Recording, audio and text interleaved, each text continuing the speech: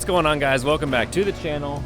This is by far the biggest modification that I have done to Tonya, which is the 40-inch Nitto mud grapplers. So we've come a long ways. We've gone from 31s on stock springs to a 2-inch lift to a 3-inch lift on 35s, 37s, and now the 40s. So let me just say, I think they look amazing.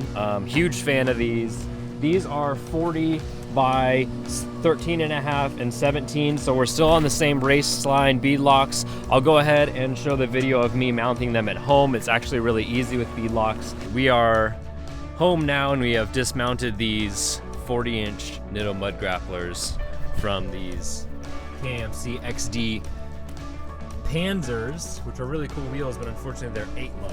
And I'm going to mount the 40-inch tires on my 8.5 by 17 bead locks. I didn't have them mount them because they wouldn't mount them, of course, because they are not DOT approved. So, of course, this Land Cruiser is for off-road use only, as we all know. So I'm going to work today on getting these all switched out. I don't know if I'll be able to do it, but we'll see. What I'm planning on using is a tire iron. I'm going to use this Harbor Freight bucket and some soapy water in order to get the tires over the bead locks, and then obviously you just use the bolts to center it. So we're gonna go over that today and see if I can learn something and you guys can learn something. So without further ado, we'll get one of the wheels off, get all these unloaded. So I just wanted to show how I'm going to get this wheel out of here. These are race line bead locks, and the outer ring is off now, so this can move freely on this side, but the bead on the back side is still in there. So you could use like the bottle jack against it, but I've been using this method with the jack. I'll get set up here and show you how I do it. All right, so here's how I've set this up. I've used my ratchet strap to go through one of the D windows, and it's gonna be hard to see, but the anchor is connected to the axle down there. Same with this side of the anchor. It's connected to the axle on that side. So this is coming up and around the tire, and it's going underneath the jack. The jack is going to use its own leverage basically with the ratchet strap. So I'm gonna get this tight on here with the jack all the way lowered. So it's just tight enough there. The jack is basically right up against that bead in the back, so it's going to separate it by just splitting that bead, and then the whole thing will be free.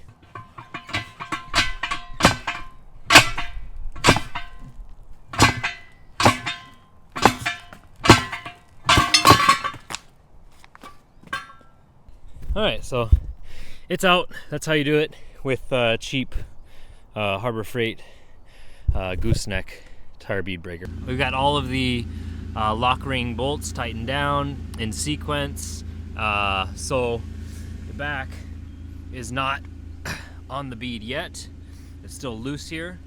So we're gonna inflate it, and that should pop it on there. So yeah, I can see it starting to form over the bead. They don't balance, so if you guys want to comment down in the comment section below, I'd love to hear what you guys think as far as the balancing of bead locks. Some people say beads, some people say you still do weights. Yeah, let me know. Anyways, we're not going to be able to get a whole lot of articulation because we're really close here to the wheel wells. I am planning on doing a little bit of cutting. That will happen. I think last time on the 37s we were rubbing right here, so we'll definitely take some of this out, but I do want to retain the spots for mounting the factory fender flares because those are going to look really good. So also we're contacting right here, so we're going to have to do a little bit of clearance just here, but we want to keep the mounting holes for all of that. I think, you know, it's just amazing that even on stock gearing, I'm still on 410s in my diffs, and it still runs pretty well. Gas consumption is obviously going to be high, but if you're an 80 owner like me, then you already know that we're always at the gas station, so it is what it is. Yeah, these are 12-ply Nitto mud grapplers. I got these for $2,000 with some XD wheels that I've already sold, so basically I just traded the 37s that I had for it. They look really good, guys. Again, yeah, you can run 410 gears with these. It's still pretty responsive with the 1FZ. Huge fan of them. Again, we'll do some clearancing here soon. So the issue that I'm facing now is leveling out the truck to get for first of all of our clearance. We're having an issue where you can kind of see that the truck is leaning a lot to the driver's side. And it has to do with how it's parked right now too, and it's gonna be hard for it to come through on camera, but you can see it's leaning a lot. So I think I actually need to reverse the springs here. I'm pretty sure that I got them messed up again. I will be putting coil spacers. I'm gonna go with the Metaltech 2-inch. When the 12 valve Cummins gets swapped in, then that's going to weigh down the front a little bit and bias it even more towards the front. I have sold my rear swing out bumper, so that takes a lot of weight off the back, which is not helping this whole situation. So that's another thing we're gonna have to do. But you can see on this side, there's just a lot more room in between these wheel wells here. So that's all coming in the next few weeks, but I just wanted to give an update on the new Nitto mud grapplers, which are just freaking awesome. They're a very heavy tire. Other things we're gonna look at updating soon is going to be the axles. We're gonna do the front axles first because the front axles have the Burfield, so which 2 joints.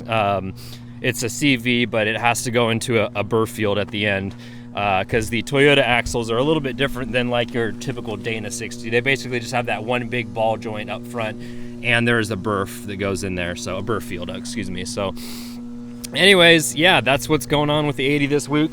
Friday's video, we're going to be either installing the Ironman 4x4 30mm spacers up front, or we might go out to Metaltech and get the full 2-inch, but I'm not quite sure. I haven't decided yet.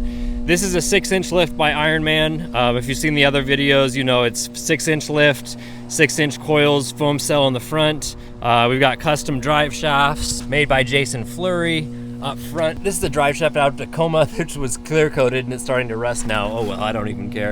And this is the stock drive line, just lengthened and retubed with 1/4-inch steel. Another thing I might look at doing is messing around with the bump stops, but I want to try and get as much clearance as I can, so there will be some cutting involved, but we want to retain the factory fender flares. So the only other thing that I would consider doing would be re-gearing the truck to like 529s. My buddy's on 40s and he has 529s and it works out pretty well for him, but if you guys are new to the channel, I'm swapping in a 12-valve 6BT Cummins engine in the Land Cruiser, so that's going to basically give me a lot more torque because I'm tuning up the fuel pump, and it's going to get a lot of torque. So I want to make sure that I don't have it revving too high on the highway because you don't want to overspeed a diesel. So anyways, I'm going to keep the 410s and we should be good to run these 40s here.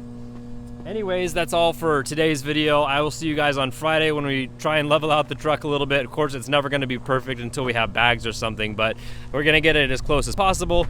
But until then, I will see you on the trails.